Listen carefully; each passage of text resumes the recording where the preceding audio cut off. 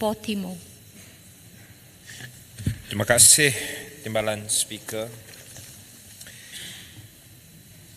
Tangan kiri kita, keselamatan cyber yang kukuh amat penting untuk melindungi kepentingan nasional. Pada masa yang sama, tangan kanan kena melindungi hak individu, mendorong inovasi dan pelihara ketelusan dan accountability.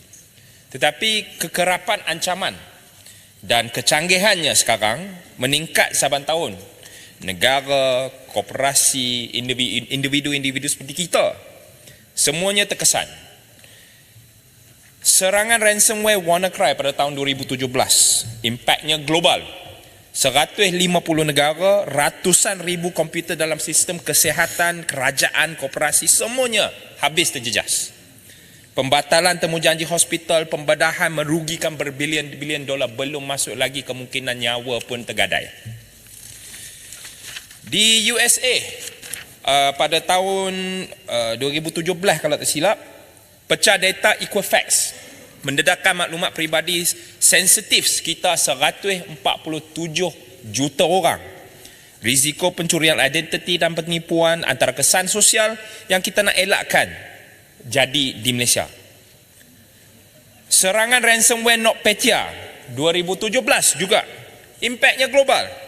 NotPetya pada mulanya disasarkan kat Ukraine tetapi cepat merebak ke seluruh dunia, menyebabkan kerugian berbilion-bilion dolar kepada syarikat-syarikat multinasional yang paling kuat, paling berkapital pun terjejas, termasuk syarikat-syarikat logistik macam Maersk dan Merck.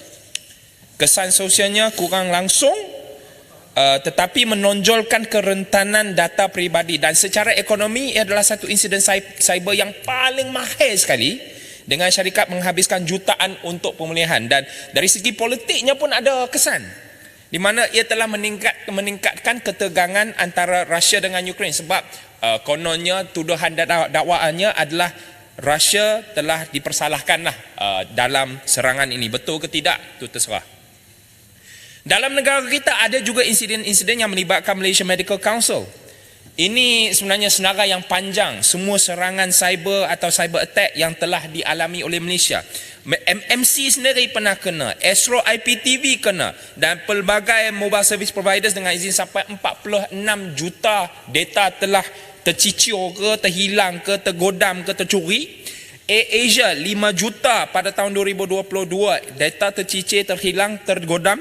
Bulan Februari tahun lepas, 9 entiti kerajaan kita sendiri telah kena dengan 28 juta ketirisan maklumat, kira-kira 33 GB.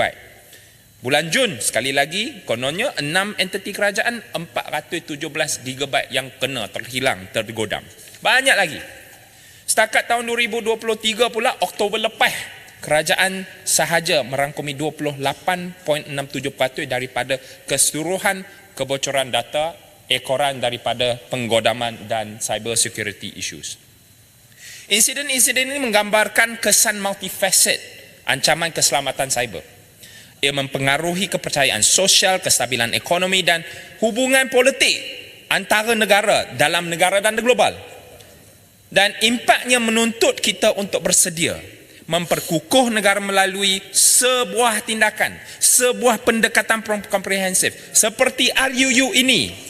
Dan itulah sebabnya Rang Undang-Undang Keselamatan Cyber 2024, suatu rang undang yang pada hemat saya amat penting, wajib untuk melindungi infrastruktur maklumat kritikal dan keselamatan nasional, keselamatan negara yang mungkin akan timbul kebimbangan dalam kalangan masyarakat, terutamanya syarikat teknologi dan pengguna-pengguna teknologi yang merangkumi kita semua dalam dewan ini maupun di luar sana.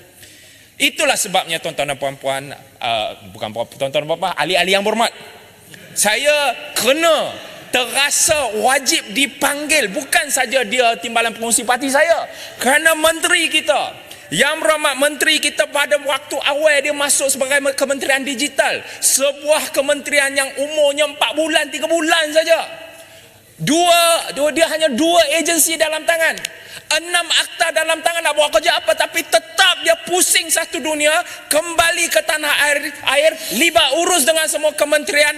Akhirnya adanya akta yang kita tengah menggubal ini, dan harap-harap dengan sokongan semua termasuk di sini dan sana kita bagi tepukan meja dan juga sokongan yang padu untuk meluluskan undang-undang ini. Boleh? Boleh. Tuan-tuan dan puan-puan, bukan saja saya nak puji. Ada kekhawatiran Ipoh Timur puasa kot. Apa? Teruskan. Bulan puasa? Saya puasa. Puasa makan je lah. Okay. Bukan saja puji, ada juga sedikit kekhawatiran dan kebimbangan yang saya rasa terpanggil untuk bawa kepada mata dan telinga ahli-ahli yang berhormat. Kita bertepan dan bermain dengan kebimbangan apabila nak perkenalkan suatu perkara yang baru, dengan akta yang baru, dengan kuasa yang baru. Rata-ratanya kebimbangan kita adalah tentang bagaimana RUU ini bersilang dengan hak privasi dan undang-undang perlindungan data. Kuasa yang luwes sangat ni untuk kumpul, untuk analisa data ni boleh bawa kepada potensi melampaui batas. Mungkin masyarakat sivil di luar sana perlukan jaminan dan mekanisme pengawasan untuk cegah salah guna data-data tersebut. Dari segi aspek kebebasan bersuara, bagaimana caranya rang undang-undang ini memantau dan mengendali ancaman cyber boleh membawa kepada censorship. Bagaimana kita nak mengekang supaya tidak ada kesan censorship akan dirasa oleh syarikat-syarikat teknologi. Sekatan untuk bersuara dalam talian dan sebagainya. Satu lagi kebimbangan tentang ketelusan dan accountability oleh agensi keselamatan cyber nasional dan ketua eksekutifnya yang dalam undang-undang ini memang memberi kuasa yang cukup besar dan luas. Beban regulasi atau peraturan dan tata kelola di mana syarikat teknologi mungkin berdepan dengan keperluan lesennya, syarikat-syarikat penyediaan perkhidmatan lah, amalan atau standard yang baru. Adakah ini mungkin boleh dan berupaya untuk mengekang inovasi? Kalau regulasi peraturan terlampau banyak, mungkin dia boleh mengekang inovasi. Jadi syarikat-syarikat teknologi kecil mungkin akan kurang sumber untuk patuh atau compliant, mungkin saja tak dapat nak bertapak.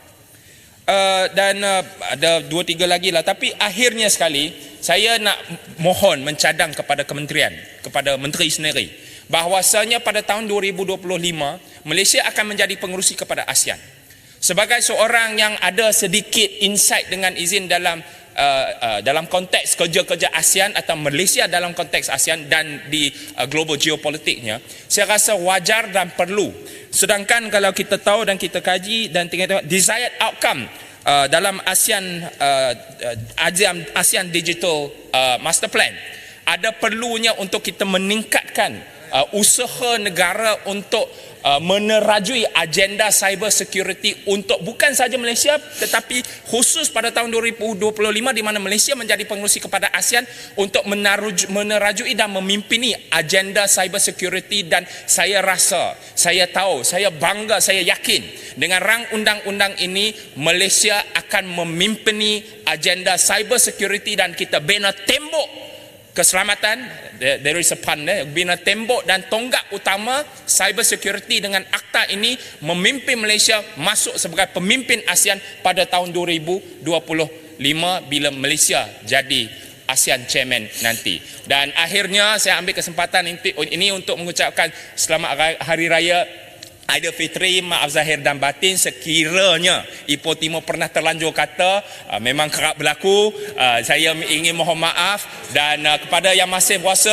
selamat berpuasa untuk beberapa hari lagi. Dan sekian, terima kasih, selamat Hari Raya Aidilfitri, maaf zahir dan batin. Ipoh Timur menyokong penuh-penuhnya. Terima kasih.